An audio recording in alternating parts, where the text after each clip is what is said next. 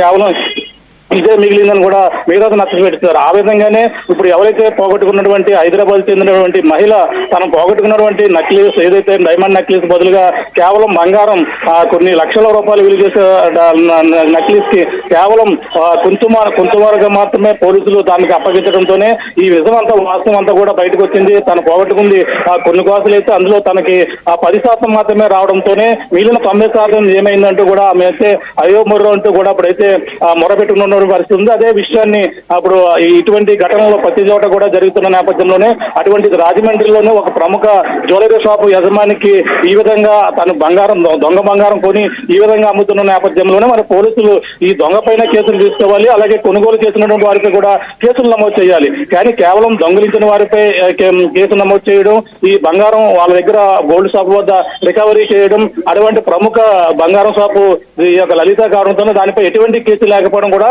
వాళ్ళు ఆశ్చర్యానికి అయితే గురి చేస్తుందని చెప్పాలి. జరిగినటువంటి ఘటన అంటే ఇటువంటి ఘటనలు ఇంకా జరుగుతూనే ఉన్న నేపథ్యంలో ఈ ఒక్క ఘటనే బయటకు వచ్చింది, ఇంకా బయటికి రాని ఘటనలు ఇంకెన్నో ఉన్నాయని కూడా ఆశ్చర్యం గురి చేస్తున్నారు. అంటే 1-2 సార్లు మీరు కొనే బంగారం నిజమా ఒరిజినలా కాదని ఆయన చెప్తున్న నేపథ్యంలోనే మరి అతను కొనేది అతను అమ్మేది బంగారం అతను బంగారం షాప్కి అయితే ఊరుకునే రాదని కూడా తెలిసిపోతుంది. ఎందుకంటే దొంగిలిస్తేనే అతను బంగారం షాపులోకి ఈ యొక్క కిరణ్ ఎవరైతే ఉన్నారో అలాగే గుండు అంటే అందరూ కూడా తెలిసిందే ఆయనకి డబ్బులు ఊరుకునే రావని ఒక చూస్తే ఆయన ఫోటో చూస్తే ఊరుకునే చెప్పేస్తారు. ఆ విధంగానే అతను 1-2 సార్లు చెక్ చేసుకొని బంగారం కొనుగోలు చేయాలని ఆయన చెప్పిన నేపథ్యంలోనే ఈ యొక్క దొంగ బంగారం మరి చెక్ చేసుకోవాలని మరి ఆయన ఇంటి ప్రధానంగా ఎవరికి కూడా తెలియదు. ఈ విధంగా ఇంటి ఇచ్చినట్టు కూడా తెలిసి వస్తుంది. ఏదేమైనా ఈ యొక్క ఘటన రాజమండ్రిలో ఉన్నటువంటి లలిత జ్యువెలరీలో అమ్మిన నేపథ్యంలోనే ఈ ఉదంతం అయితే బయటకు వచ్చింది. మిగిలిన అన్ని ప్రాంతాల్లో కూడా దొంగతనాలు అయితే జరుగుతున్నాయి, పోలీసులు రికవరీలు చేస్తున్నారు. కానీ ఈ యొక్క దొంగ బంగారం మొత్తం ఇటువంటి ప్రధానమైనటువంటి బంగారం షాపులోనే వెలికి చూస్తున్న నేపథ్యంలోనే ఇప్పుడంతా కూడా చర్చనీయాంశంగా మారిందని చెప్పాలి. మరి అక్కడ షాప్ యాజమాన్యంతో కూడా వెళ్ళి మాట్లాడే ప్రయత్నం చేశాం, కానీ పోలీసులు వచ్చారు, మాట్లాడారు. మాకు చెప్పవలసింది మేము చెప్పామని కూడా రాజమండ్రికి సంబంధించినటువంటి అక్కడ ఉన్నటువంటి సూపర్వైజర్ ఎవరైతే ఉన్నారో అతనైతే మనకైతే సమాధానం చెప్పడం జరిగింది. ఈ నేపథ్యంలోనే అతను మీకు చెప్పవలసిన అవసరం లేదు, పోలీసులు మీరు అడగండి వివరాలను కూడా ఆయన మనతో కూడా మాట్లాడడం జరిగింది. ఆయన అంటే పోలీసులు చెప్పిన వెర్షన్కి మీకు చెప్పిన వెర్షన్కి పొంతన ఉండదు కాబట్టి మీ దగ్గర పూర్తి వివరాలు కావాలని కూడా అడిగాం. కానీ ఆ విధంగా చెప్పడానికి కుదరదు. మేమైతే వాళ్ళు అడగడం బంగారం ఎవరు తెచ్చినా సరే మేము కొంటాం, వాళ్ళ దగ్గర ఎవిడెన్స్ తీసుకుంటాం, ఆ ఎవిడెన్స్ ప్రకారం ఏ బంగారం తెచ్చినా సరే మేము కొంటామని కూడా ఆయన అయితే తిరిగి సమాధానం చెప్పారు. ఆమె అమ్మిందని చెప్పం, మేము కొన్నామని కూడా మేము చెప్పం, ఏది కూడా చెప్పమంటూ కూడా ఆయన అయితే సమాధానం అయితే చెప్పినటువంటి పరిస్థితి ఉంది. మరి ఇటువంటి ఘటన మరి ఇప్పుడు జరిగిన దానిపై లలిత జ్యువెలరీ దొంగ బంగారం కొన అంటే ఎటువంటి కేసు లేకపోవడంతో కూడా ఇప్పుడంతా కూడా చర్చనీయాంశంగా మారింది. మరి జరిగిన ఘటనపై వార్తా కథనాలపై చూసి ఇప్పుడు కేసు నమోదు చేస్తారా లేదని కూడా వేచి చూడవలసిన పరిస్థితి ప్రధానంగా కనబడుతున్నందు. Right thank you Prakash, thanks for the details. నేను మరిన్ని డీటెయిల్స్ కోసం మిమ్మల్ని మళ్ళీ కాంటాక్ట్ చేస్తాను తప్పకుండా.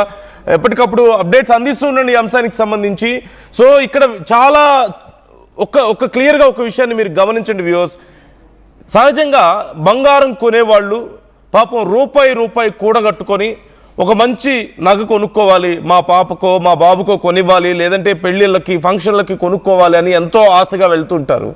అలాంటిది చిన్న షాపుల్లో అంటే సరే ఏ బంగారం అమ్ముతారో ఎలాంటిది అమ్ముతారో కల్తీ జరుగుతుందేమో ఇలాంటి భయాలు ఎన్నో ఉంటాయి. అందుకని అరే లలిత జ్యువెలర్స్ లాంటివి అంటే ఒక పెద్ద బ్రాండ్ కదా, మనకి మంచి ఖచ్చితంగా గోల్డ్ వస్తుంది, డబ్బులు ఊరికే రావని మన డబ్బుల గురించి ఆయనే అంత ఆలోచిస్తున్నారు కదా అని చెప్పేసి పాపం చాలా ఆశగా వెళ్తారు. కానీ ఇప్పుడు జరిగిన ఇన్సిడెంట్ ఒక్కసారి మీరు చూడండి. ఒక దొంగ బంగారాన్ని కొట్టేసి ఎక్కడ అమ్మావు నువ్వు అని అడిగితే లలిత జ్యువెలర్స్ అమ్మానని ఆవిడ చెప్పింది. అయితే తనకి ఇది మంచి బంగారం కాదు, ఇది మంచి నగ కాదు అని చెప్పేసి తులమో పొలమో ఆవిడ చేతిలో పెట్టేసి పంపించేశారట దొంగని. ఆ దొంగ ఓవైపు దొంగతనం చేసుకొని వస్తే ఆ దొంగనే మళ్ళీ మోసం చేశారు, దొంగకే టోపీ పెట్టారు వీళ్ళు. దొంగనే మోసం చేసి ఆ దొంగకి కొంత డబ్బులు ఇచ్చేసి ఇదంతా వాల్యూ చేయదని చెప్పి పంపించేసి ఆ నగని వాళ్ళ దగ్గర పెట్టుకున్నారు. తర్వాత పోలీసుల ద్వారా ఈ విషయం బయటపడ్డట్లుగా తెలుస్తోంది. అయితే లలిత జ్యువెలర్స్ అక్కడి మేనేజర్తో ఆర్టీవీ మాట్లాడే ప్రయత్నం చేసింది, కానీ వాళ్ళు ఇప్పుడు డీటెయిల్స్ దీని గురించి మాట్లాడే ప్రయత్నం చేయడం లేదు. నిజంగా ఏ తప్పు లేకపోతే నేను తప్పు చేయలేదు అని చెప్పగలుగుతారు కదా, అంత ఓపెన్గా ఉంటే. కానీ అలాంటి ప్రయత్నం అక్కడ జరగలేదు. మోర్ ఆఫ్ ఆ దొంగ చాలా క్లియర్గా చెప్పారు, అదిగో మీకు కనిపిస్తున్నారు కదా, ఆ దొంగ చాలా క్లియర్గా చెప్పిందట, నేను లలిత జ్యువెలర్స్లో అమ్మాను అని చెప్పేసి చెప్పింది. పోలీసులు కూడా దీనికి సంబంధించి ఇప్పటికే నిర్ధారించారు. ఒకసారి పోలీసులు ఏం చెప్తున్నారో మీరు వినండి, మీకు ఇంకా క్లారిటీ వస్తుంది.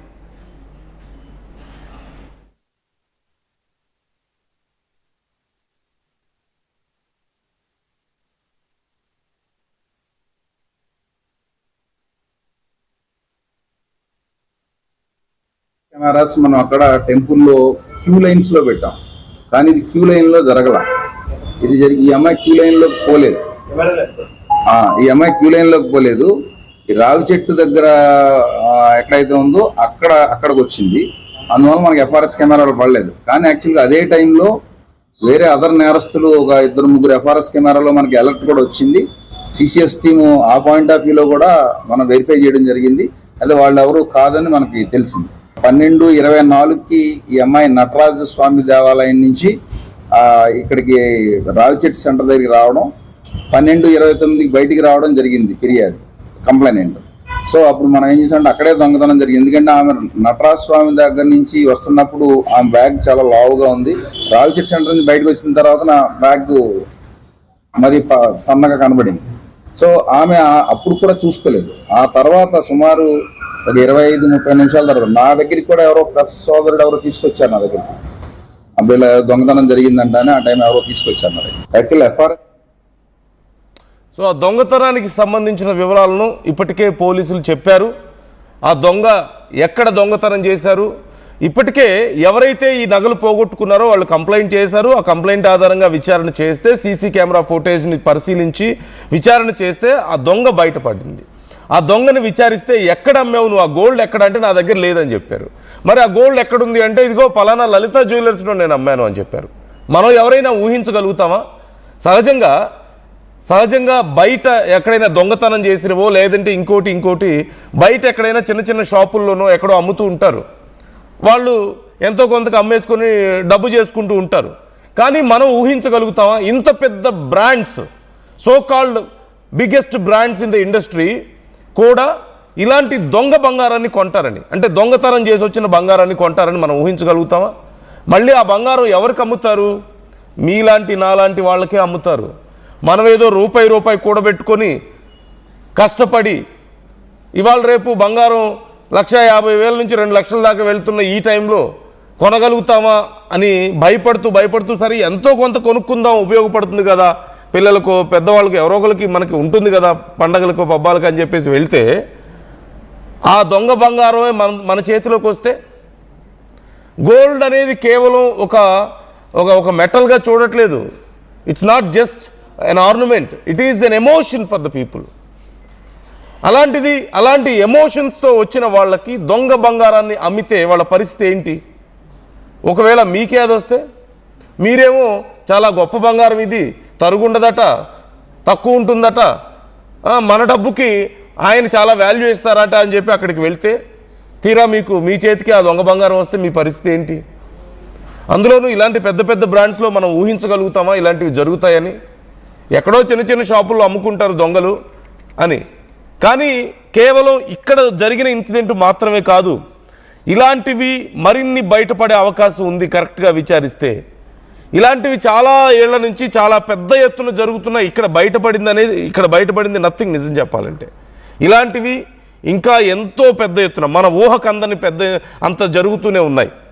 మనలో చాలామంది ఆ దొంగతనం చేసి అక్కడికి అమ్మినటువంటి బంగారంలో ఎంతో కొంత కొనుక్కొనే ఉండుంటాం.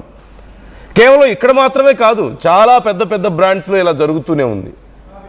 గతంలో కొన్ని కేసులు కూడా మనం చూసాం, జిఎస్టీ ఎగ్గొట్టారని చెప్పి, అలాగే ఏదో గాజుల్లో ప్లాస్టిక్ ఏదో కలిసిందని కొన్ని రకాల ఆరోపణలు వచ్చాయి. కానీ అవన్నీ పోయాయి.